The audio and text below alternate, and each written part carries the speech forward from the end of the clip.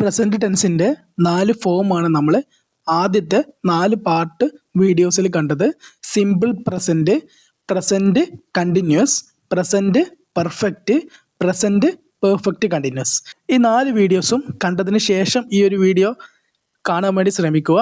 അതല്ലെങ്കിൽ ടെൻസിനെ കുറിച്ചൊക്കെ ഓൾറെഡി കൃത്യമായിട്ട് പഠിച്ചവരാണെങ്കിലും ഇതിലുള്ള ഓരോ ക്വസ്റ്റ്യനും സ്വന്തമായിട്ട് തന്നെ ചെയ്തു നോക്കാൻ വേണ്ടിയിട്ട് ശ്രമിക്കുക. ഓരോ ക്വസ്റ്റ്യൻസ് ചെയ്യുമ്പോഴും ഫസ്റ്റ് ക്വസ്റ്റ്യൻ കാണിക്കുമ്പോൾ അതൊന്ന് പോസ് ആക്കിയിട്ട് സ്വന്തമായിട്ട് തന്നെ ആൻസർ ചെയ്തിട്ട് അതിനുശേഷം ആൻസർ ചെക്ക് ചെയ്യുക. First question, I think I dash him once before. Options നൽകിയിട്ടുണ്ട്. Meet, met, have met, had met.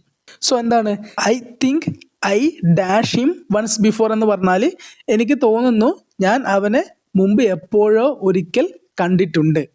എപ്പോഴാണ് എന്നുള്ള സമയമാണെങ്കിൽ ഇവിടെ എടുത്ത് പറയുന്നില്ല. അങ്ങനെയുള്ള കാര്യങ്ങളെ സൂചിപ്പിക്കാൻ വേണ്ടിയിട്ട് നമ്മൾ ഏത് ടെൻസാണ് ഉപയോഗിക്കൽ? Present perfect tense. So answer ഏതാ വരിക? Have met. Option C, have met. Subject എന്താണ് ഇവിടെ? ഐ ആണ്. ഐ ആയതുകൊണ്ട് നമ്മൾ എന്ത് നോക്കണം? സബ്ജക്റ്റ് ഐ ആയതുകൊണ്ട് ഹാവ് മെറ്റ് ആണ് വരിക. ഇതേ സമയത്ത് സബ്ജക്റ്റ് സിംഗുലർ ആണെങ്കിൽ ഹി അല്ലെങ്കിൽ ഷീ ഒക്കെ ആണെങ്കിൽ എന്ത് വരും? ഹാഡ് മെറ്റ് വരും. Next question, Rani dash me daily. Option A phoned, option B phones, option C phone, option D phoning. So ഇവിടെ നമ്മൾ ശ്രദ്ധിക്കേണ്ടതല്ലേ, ഡെയിലി എന്നൊരു വേർഡ് കാണുന്നുണ്ട്. ഡെയിലി എന്ന് പറഞ്ഞാൽ എന്താണ്? ഡെയിലി എന്ന് കാണുമ്പോഴേ നമുക്കറിയാം എല്ലാ ദിവസവും എന്ന മീനിങ് ആണ് അതിൽ വരുന്നത്. സോ അതുകൊണ്ട് തന്നെ അതൊരു ഹാബിച്വൽ ആക്ഷനെയാണ് സൂചിപ്പിക്കുന്നത്.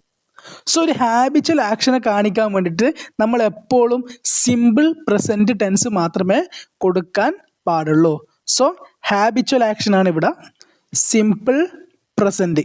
ഇപ്പം ഹാബിച്വൽ ആക്ഷൻ ആണെങ്കിൽ എപ്പോഴും സിമ്പിൾ പ്രസൻറ്റ് മാത്രം കൊടുക്കുക. ഇനി റാണി എന്ന് പറയുന്നത് എന്താണ്? ഒരു സിംഗുലാർ സബ്ജക്റ്റ് ആണ്. അതുകൊണ്ട് തന്നെ എന്ത് വരണം ഇവിടെ? സിംഗുലാർ വെർബ് വരണം. സോ ആൻസർ ഓപ്ഷൻ ബി ആണ് വരിക, phones. Next question, water dash downwards. ഇപ്പൊ കഴിഞ്ഞ സെന്റൻസിൽ പോലെ നമുക്ക് ഡെയിലി എന്നുള്ള ക്ലൂ വേർഡ്സ് ഒന്നും ഈ ഒരു സെന്റൻസിൽ തന്നിട്ടില്ല. ക്ലൂ വേർഡ്സ് ഒന്നും തരാത്ത സാഹചര്യത്തിൽ നമ്മൾ എന്താണ് ചെയ്യേണ്ടത് വെച്ചാൽ നമ്മൾ സെന്റൻസിന്റെ മീനിങ് എന്താണെന്ന് മനസ്സിലാക്കാൻ വേണ്ടിയിട്ട് ശ്രമിക്കുക. സോ ഇവിടെ എന്താണ് പറഞ്ഞിരിക്കുന്നത്? വെള്ളം താഴേക്ക് ഒഴുകുന്നു. ഇത് കേൾക്കുമ്പോൾ തന്നെ നമുക്കറിയാം എന്തെന്ന്, വെള്ളം എപ്പോഴും എന്താണ്? താഴേക്ക് മാത്രമേ ഒഴുകാറുള്ളൂ. ഒരിക്കലും വെള്ളം മുകളിലേക്ക് ഒഴുകുമോ? ഇല്ല. സോ അതുകൊണ്ട് തന്നെ എന്താണ്, ഇതൊരു ജനറൽ ട്രൂത്ത് ആണ്. ജനറൽ ട്രൂത്തിനെ സൂചിപ്പിക്കാൻ വേണ്ടിയിട്ട് നമ്മൾ ഏത് ടെൻസ് ഉപയോഗിക്കണം എന്ന് പഠിച്ചത്? Simple present. അതുപോലെ തന്നെ വാട്ടർ എന്ന് പറയുന്നത് ഒരു അൺകൗണ്ടബിൾ നൗൺ ആണ്. വാട്ടർ എന്ന് പറയുന്നത് ഒരു അൺകൗണ്ടബിൾ നൗൺ ആണ്. സോ അപ്പം അതിൻ്റെ കൂടെ നമ്മൾ എപ്പോഴും എന്ത് കൊടുക്കണം? ഒരു സിംഗുലാർ വെർബിനെ തന്നെ കൊടുക്കണം. സോ വാട്ടർ എന്നുള്ളത് ഒരു അൺകൗണ്ടബിൾ നൗൺ ആണ്. അതിൻ്റെ കൂടെ നമ്മൾ എപ്പോഴും സിംഗുലാർ വെർബ് തന്നെ കൊടുക്കണം. സോ അപ്പോൾ ഇവിടുത്തെ ആൻസർ വരിക ഓപ്ഷൻ ഡി ആണ്. Water flows downwards. അൺകൗണ്ടബിൾ നൗണിനെ പറ്റിയിട്ടൊക്കെ നമ്മൾ നൗൺ എന്ന ടോപ്പിക് പഠിക്കുമ്പോൾ അതിൽ ഡീറ്റെയിൽ ആയിട്ട് പഠിക്കും. ഓക്കെ, ഇപ്പോൾ ജസ്റ്റ് അത് മാത്രം മനസ്സിലാക്കി വെച്ചാൽ മതി ഇവിടെ. Next, I dash to Chennai tomorrow. ഞാൻ നാളെയാണ് ചെന്നൈക്ക് പോകുന്നത്. സോ ഇതെന്താണ്? ഒരു ഫ്യൂച്ചർ ആണ്. അപ്പോൾ ഫ്യൂച്ചർ ആകുമ്പോൾ സ്വാഭാവികമായിട്ട് എന്താണ് വേണ്ടത്? വിൽ ഗോ എന്നാണ് വരേണ്ടത് അല്ലേ? ബട്ട് ഇവിടെ നമ്മൾ ഓപ്ഷൻ നോക്കുകയാണെങ്കിൽ വിൽ ഗോ എന്നുള്ളൊരു ഓപ്ഷൻ നമുക്കിവിടെ കൊടുത്തിട്ടില്ല. ഇനി നെക്സ്റ്റ് എന്താണ് ഓപ്ഷൻ? നമ്മൾ പറഞ്ഞു ഇതുപോലുള്ള വളരെ അടുത്തുള്ളൊരു ഫ്യൂച്ചർ ആണെങ്കിലും അതുപോലെ തന്നെ മുൻകൂട്ടി പ്ലാൻ ചെയ്തിട്ടുള്ളതാണെങ്കിലും നമുക്ക് വേണമെങ്കിൽ സിമ്പിൾ പ്രസൻറ്റ് കൊടുക്കാം, അതുപോലെ തന്നെ പ്രസൻറ്റ് കണ്ടിന്യൂസും കൊടുക്കാം. ഈ കാര്യങ്ങളൊക്കെ നമ്മൾ ഓരോ ടെൻസ് പഠിക്കുമ്പോൾ ആ ഒരു വീഡിയോയിൽ നമ്മൾ ഇതൊക്കെ ഡീറ്റെയിൽ ആയിട്ട് പറഞ്ഞിട്ടുണ്ട്. അതുകൊണ്ടാണ് പെട്ടെന്ന് പറഞ്ഞു പോകുന്നത്. സോ അപ്പോൾ ഇതുപോലെ ഇമ്മീഡിയറ്റ് ഫ്യൂച്ചർ അല്ലെങ്കിൽ നിയർ ഫ്യൂച്ചർ ആണെങ്കിൽ നമുക്ക് സിമ്പിൾ പ്രസൻറ്റ് അല്ലെങ്കിൽ പ്രസൻറ്റ് കണ്ടിന്യൂസ് ടെൻസ് ഉപയോഗിക്കാം. സോ അപ്പോൾ നമുക്ക് ഓപ്ഷനിലേക്ക് നോക്കുമ്പോൾ ഹാവ് ഗോയിങ് എന്ന് പറയുന്നത് തെറ്റാണ്. നെക്സ്റ്റ് വരുന്നത് ഗോൺ എന്താണ്? V3 ആണ്. ഇനി ഇവിടെ ഗോസ് ഉണ്ട്, അതുപോലെ തന്നെ ഗോയും ഉണ്ട്. സോ അപ്പോൾ നമ്മൾ എന്ത് ചെയ്യണം? ആദ്യം സബ്ജക്റ്റ് സിംഗുലർ ആണോ പ്ലൂറൽ ആണോ എന്ന് ചെക്ക് ചെയ്യണം. ഇവിടെ ഐ എന്ന് പറയുന്ന സബ്ജക്റ്റ് ആണ്. ഐ നമ്മൾ പറഞ്ഞു പ്രസന്റ് ടെൻസിൽ ഐനെ നമ്മളൊരു പ്ലൂറൽ സബ്ജക്റ്റ് ആയിട്ടാണ് കൺസിഡർ ചെയ്യുന്നത്. സോ ഐൻ്റെ കൂടെ എപ്പോഴും പ്ലൂറൽ വെർബാണ് കൊടുക്കേണ്ടത്. സോ എന്ത് വരും? I go to Chennai tomorrow. Option D ആണ് ആൻസർ വരിക. Next question, shiny dash the planet at this time. ശ്രദ്ധിക്കുക, അറ്റ് ദിസ് ടൈം. സോ നമ്മൾ ആദ്യമേ പറഞ്ഞിട്ടുണ്ട് അറ്റ് ദിസ് ടൈം എന്നോ അല്ലെങ്കിൽ നൗ എന്നോ അറ്റ് പ്രസന്റ് എന്നോ അറ്റ് മൊമെന്റ് എന്നോ ഇങ്ങനെയൊക്കെ ചേർന്ന് വന്നാൽ അത് പ്രസന്റ് ടൈമിൽ കണ്ടിന്യൂസ് ആയിട്ട് നടക്കുന്ന ഒരു പ്രവൃത്തിയെ സൂചിപ്പിക്കാനാണ് ഉപയോഗിക്കുന്നത്. ഓൾറെഡി നമ്മൾ പ്രസന്റ് കണ്ടിന്യൂസ് ടെൻസ് പറയുന്ന സമയത്ത് അതിൽ നമ്മൾ പറഞ്ഞായിരുന്നു, ആ ഈ കീ വേർഡ്സ് ഒക്കെ നമ്മൾ പറഞ്ഞിട്ടുണ്ടായിരുന്നു. സോ അപ്പോൾ നമ്മൾ ഇവിടെ എന്ത് ഉപയോഗിക്കണം? പ്രസന്റ് കണ്ടിന്യൂസ് ഉപയോഗിക്കണം. അപ്പോൾ ഇവിടെ ഷൈനി എന്ന് പറയുന്നത് ഒരു സിംഗുലർ സബ്ജക്റ്റ് ആയതുകൊണ്ട് തന്നെ നമ്മൾ എന്ത് കൊടുക്കണം? Option C, is watering. Next question, ഇത് വളരെ ശ്രദ്ധിക്കണം, വളരെ ഇമ്പോർട്ടൻ്റ് ആണ്. They are always dash. ഇവിടെ ശ്രദ്ധിക്കേണ്ട വെച്ചാൽ നമ്മളിപ്പോൾ ഓൾവേസ് എന്നൊരു കീവേഡ് നമ്മളിവിടെ ആദ്യം തന്നെ കാണുന്നുണ്ട്. സോ ഓൾവേസ് കാണുമ്പോൾ തന്നെ നമ്മൾ ആദ്യം തന്നെ ഡൗട്ട് അടിക്കും, ഇതൊരു ഹാബിച്വൽ ആക്ഷൻ ആണല്ലോ, സോ സിമ്പിൾ പ്രസന്റ് അല്ലേ നൽകേണ്ടത് എന്നൊരു കൺഫ്യൂഷൻ എല്ലാവർക്കും സ്വാഭാവികമായിട്ട് വരും. സോ സബ്ജക്റ്റ് പ്ലൂറൽ ആയതുകൊണ്ട് തന്നെ നമ്മൾ നേരെ പോയിട്ട് ആർഗ്യൂ എന്ന ആൻസറിലേക്ക് കറപ്പിക്കും. എന്നാൽ ഇവിടെ നമ്മുടെ ആൻസർ എന്ന് പറയുന്നത് ഓപ്ഷൻ ഡി, ആർഗ്യൂയിങ് ആണ്. കാരണം എന്താണെന്ന് വെച്ചാൽ നമുക്കറിയാം സിമ്പിൾ പ്രസന്റ് ടെൻസ് ഉപയോഗിക്കണമെങ്കിൽ സബ്ജക്റ്റിന് ശേഷം ഉടനെ തന്നെയാണ് ആര് വരേണ്ടത്? V1 കൊടുക്കേണ്ടത്. ഇപ്പോൾ ഒരു ഉദാഹരണം പറയുകയാണെങ്കിൽ ഷീ സിങ്സ് എ സോങ്. ഇവിടെ നോക്കുകയാണെങ്കിൽ സബ്ജക്റ്റിന് കഴിഞ്ഞ ഉടനെ തന്നെ ആര് വന്നു? V1 വന്നു. മറ്റൊരു എക്സാമ്പിൾ, ദേ പ്ലേ ഫുട്ബോൾ. ഇവിടെ ആണെങ്കിലും നമ്മുടെ സബ്ജക്റ്റ് കഴിഞ്ഞ ഉടനെ തന്നെ ആരാണ് വരുന്നത്? V1 ആണ് വരുന്നത്. എന്നാൽ നമുക്ക് തന്നിരിക്കുന്ന ഈ ഒരു സെന്റൻസ് നോക്കുകയാണെങ്കിൽ ദേ ആർ ഓൾവേസ് എന്നാണ് പറഞ്ഞിരിക്കുന്നത്. ഇവിടെ സബ്ജക്റ്റിന് ശേഷം എന്താണ് വരുന്നത്? ഓക്സിലറി വെർബിനെയാണ് കൊടുത്തിട്ടുള്ളത്. ഇവിടെ നമ്മൾ ഇത് കൃത്യമായിട്ട് ഓർമ്മിച്ച് വെക്കണം. നമ്മളൊരു വെർബിന്റെ V1 ഫോം ഉപയോഗിക്കുമ്പോൾ അതിൻ്റെ മുമ്പിലായിട്ട് ഒരിക്കലും ആരെ കൊടുക്കാൻ പാടില്ല? ഓക്സിലറിയെ കൊടുക്കാൻ പാടില്ല. സോ ഇവിടെ ഓക്സിലറി വെർബ് കൊടുത്തത് കൊണ്ട് തന്നെ നമ്മൾ അതിനുശേഷം ഒരിക്കലും എന്ത് V1 കൊടുക്കാൻ പാടില്ല. സോ നമ്മൾ ഒരു ഓക്സിലറിക്ക് ശേഷം നമ്മൾ ഏതിനെ ഉപയോഗിക്കേണ്ടത്? ING ഫോം ആണ്. സോ ഇവിടെ ആൻസർ എന്ത് വരും? Option D, arguing. അതേസമയം നമുക്ക് ദേ ഓൾവേസ് ഡാഷ് ഈ ഒരു സെന്റൻസ് ഇങ്ങനെയാണ് തന്നിട്ടുള്ളതെങ്കിൽ നമുക്ക് എന്ത് കൊടുക്കാം? ഇവിടെ നമുക്ക് ആർഗ്യൂ കൊടുക്കാം. കാരണം എന്തില്ല? ഇവിടെ ഓക്സിലറി ഇല്ല. Next question, we dash a cricket match tomorrow. So tomorrow എന്ന് പറഞ്ഞാൽ ഫ്യൂച്ചർ ആണ്. അപ്പോൾ സ്വാഭാവികമായിട്ടും എന്ത് കൊടുക്കണം? വിൽ കണ്ടക്ട് എന്നുള്ള ഓപ്ഷനാണ് വരേണ്ടത്. സോ വിൽ കണ്ടക്ട് ഓപ്ഷൻ ഇല്ലാത്ത സ്ഥിതിക്ക് നമുക്ക് നെക്സ്റ്റ് ഇമ്മീഡിയറ്റ് ഫ്യൂച്ചർ ആണ്. അതായത് ടുമാറോ ആയതുകൊണ്ട് തന്നെ ഇമ്മീഡിയറ്റ് ഫ്യൂച്ചർ ആയതുകൊണ്ട് തന്നെ നമുക്ക് സിമ്പിൾ പ്രസന്റ് അല്ലെങ്കിൽ പ്രസന്റ് കണ്ടിന്യൂസിലോ ഏതെങ്കിലും ഒന്ന് ഉപയോഗിക്കാം.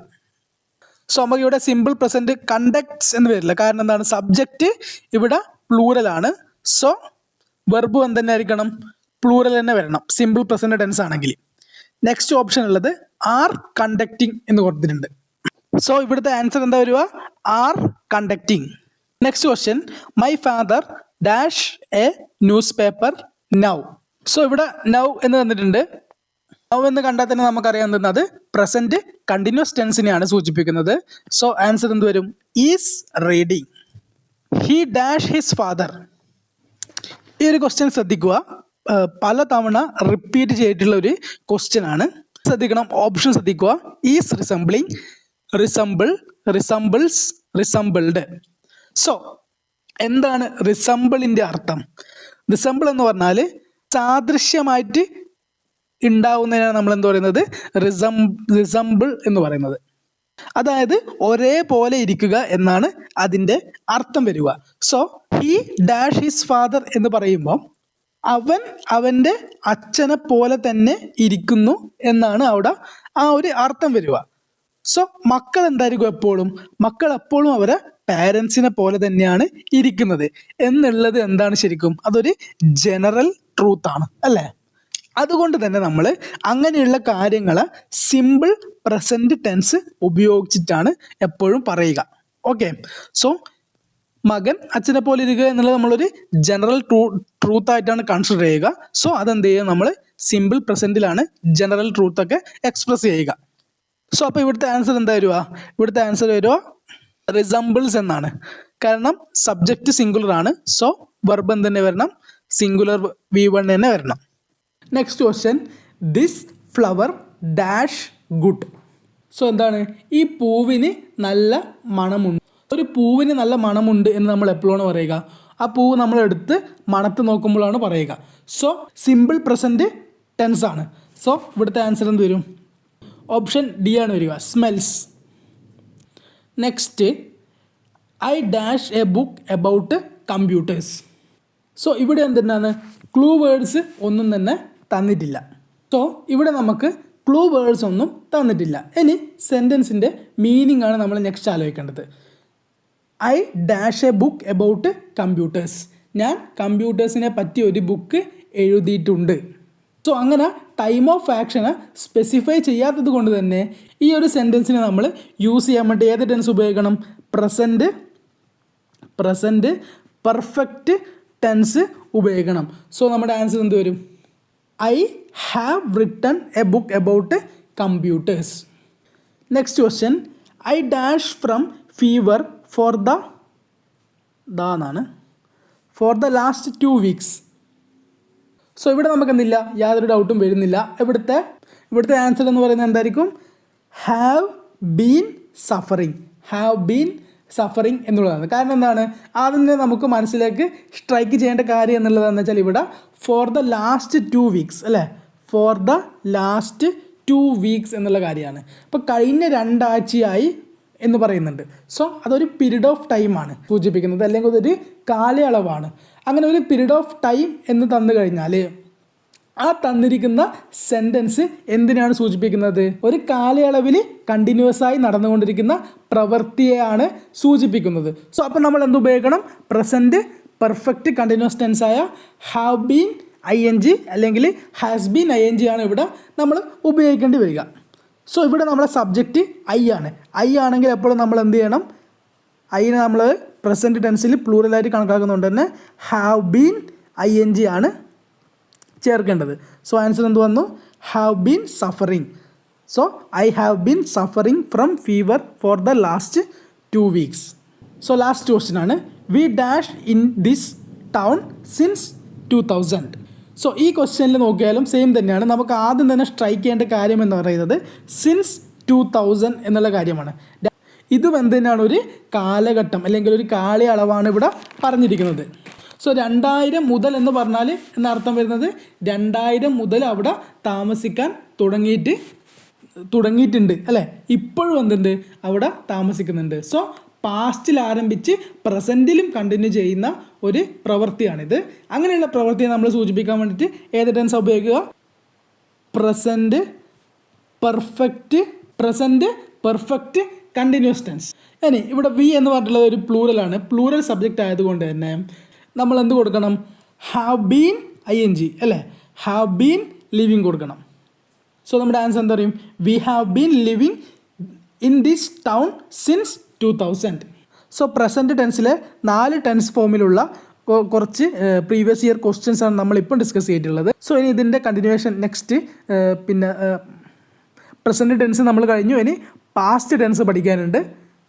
വരും ക്ലാസ്സുകളിൽ നമ്മളത് ഡിസ്കസ് ചെയ്യുന്നതായിരിക്കും.